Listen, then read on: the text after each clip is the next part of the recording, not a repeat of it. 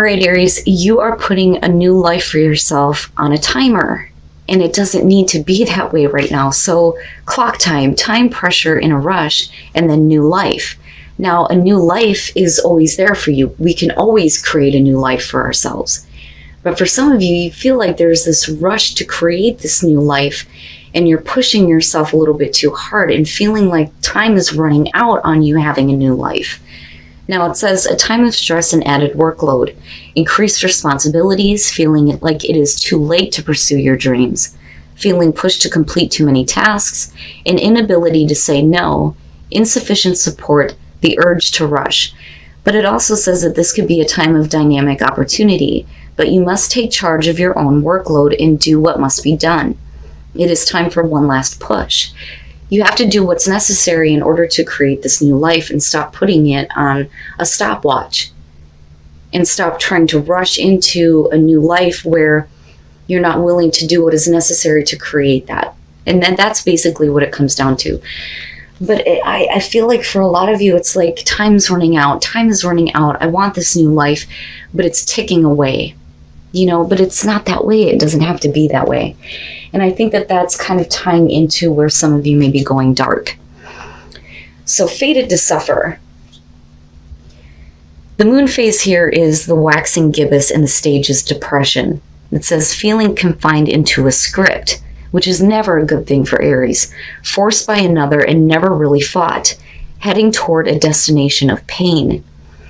The sentence says, if you know the future, you forsake your choices. My God, if I could read. Anyway, if you know the future, you forsake your choices.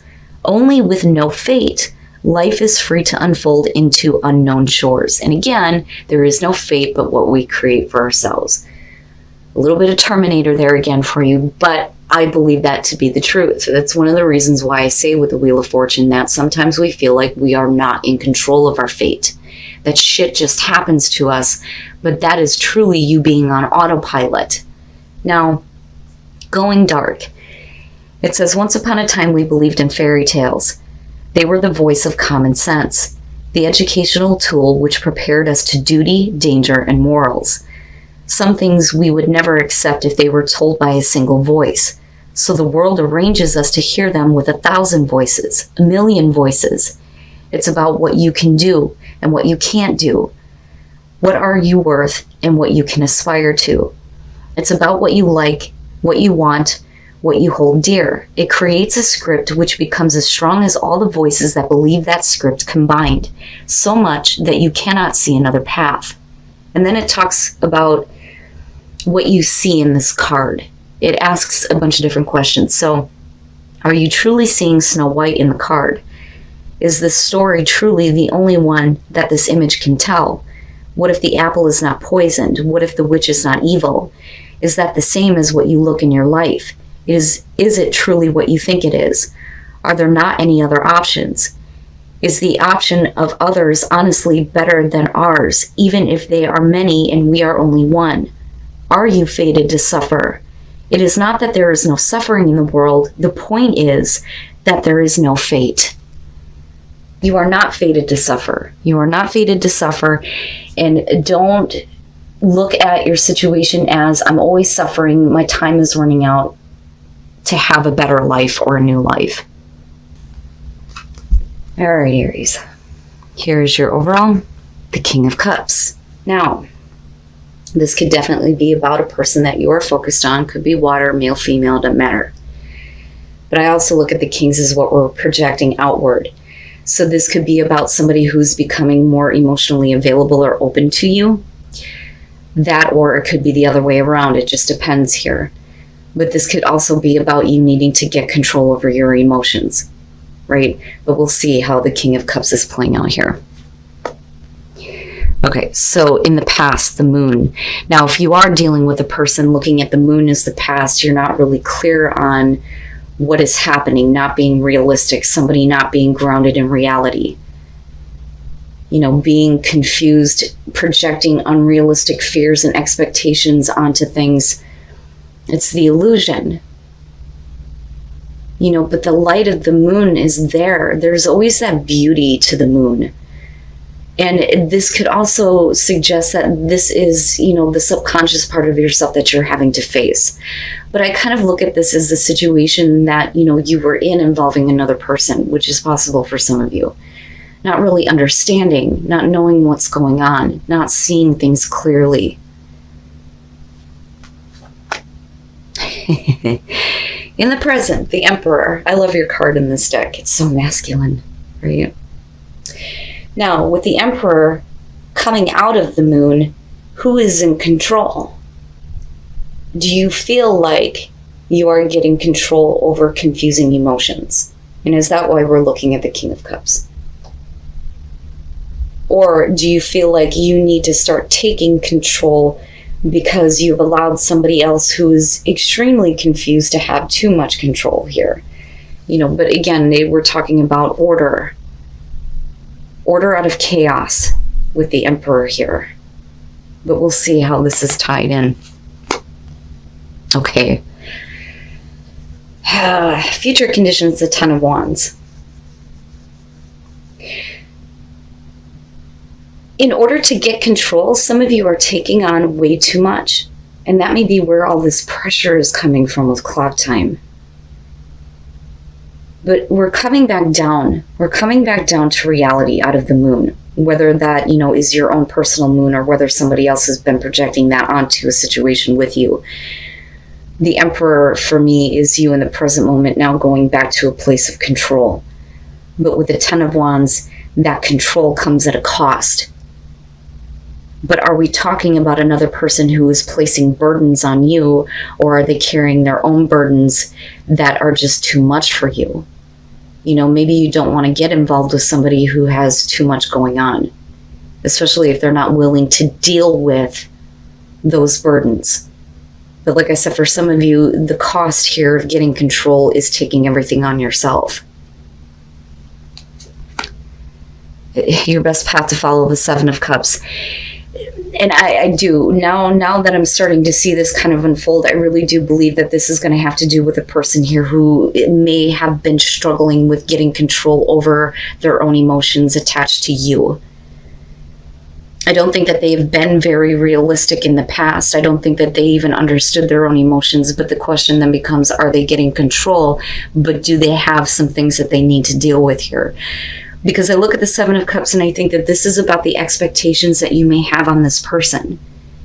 Because you're talking about fantasizing about how things could be, but not actually making fantasy reality. But it may also be that you need to stop looking at a person as a viable option for you because it may not be the right one, especially if nothing is happening. If, reality is not being created out of this, but I think it's specifically having to do with another person. But I also think that this, like I said, is about your expectations towards someone else. They may be changing their tune and they may be becoming a little bit more open toward you, but the problem is they don't understand themselves. They don't understand what they want. And that was the problem, I think, in the past, but it's still an issue now. And I do think that there is like a real, desperate need to get control. And again, I kind of go back to clock time. But the pressures and the burdens and being overwhelmed by all of this may be too much. In your environment, the Ace of Swords, this is where I think that for you, in order to get control, there needs to be absolute clear communication instead of somebody being confusing because they're not being realistic or not being grounded in reality, but it's directly affecting you. But with the Ace of Swords, that's the aha, I got it, but it is communicating absolute truth, having absolute clarity and knowing what you need to do to get control. But I'm still looking at, the heavy burdens that are coming out of that. I'm telling you, a lot of people are dealing with this, the Eight of Swords, hopes and fears. So these are the thoughts that are keeping you trapped. There is no way forward. But this could be specifically about this other person that you're dealing with. You may feel like you know what it takes to get control of the situation. You've been very clear and very truthful, but you also see the truth about this person in this situation. But with the Eight of Swords, the fear is that despite that, there is no way forward, especially if you're dealing with somebody who does not know how to deal with their own responsibilities. It's like dealing with somebody that's like, I don't know what to do. You know, I want to be involved with you, but I'm not willing to do what's necessary to make that happen. That's kind of how I see this.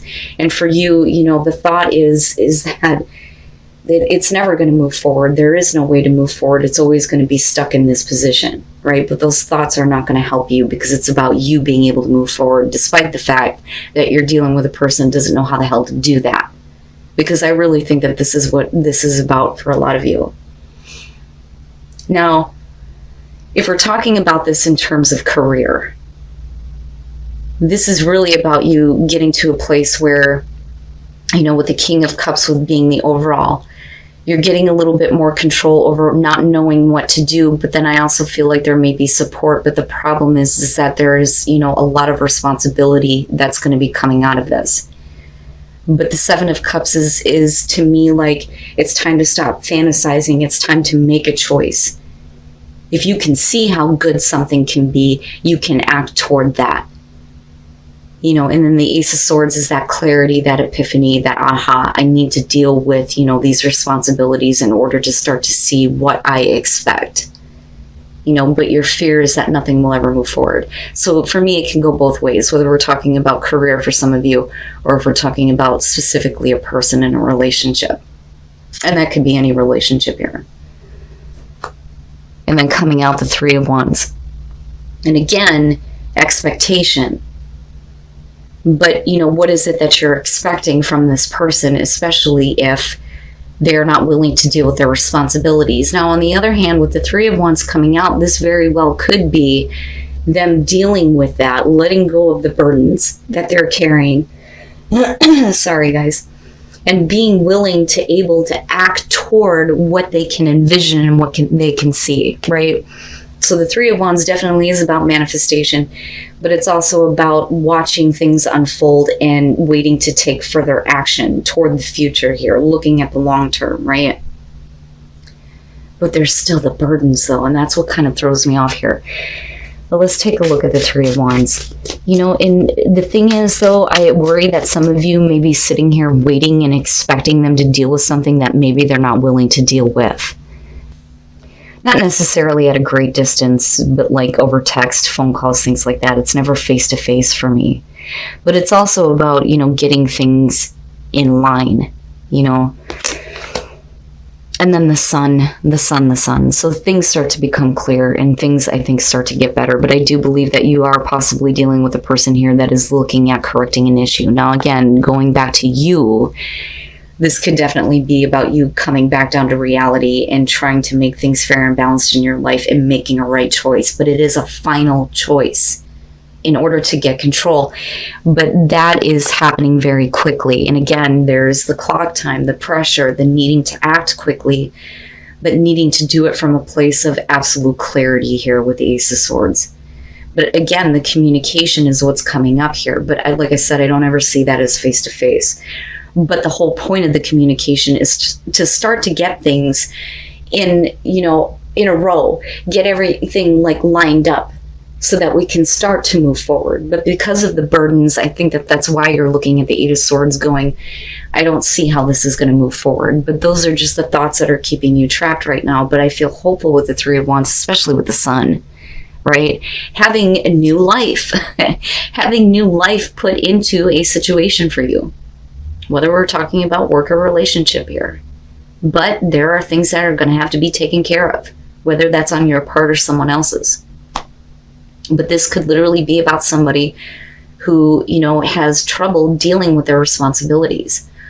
Or, you know, it could be about you needing to deal with that now. Maybe you've taken on too much.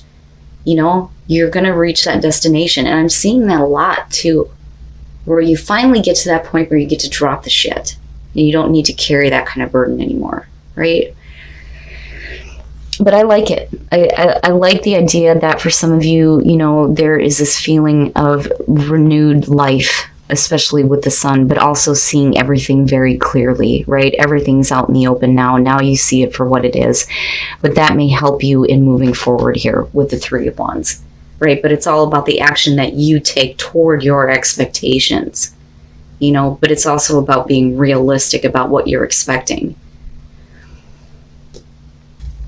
And then adventure, very nice. So change is coming. That is going to heal your heart and spirit, and it's going to open up into a new adventure. It's perfect. And with the Three of Wands coming out, that's great. I mean, all of the clarifiers for that look really good to me. But I think that the Sun is the most helpful here, especially with the Ten of Wands being connected to all of this.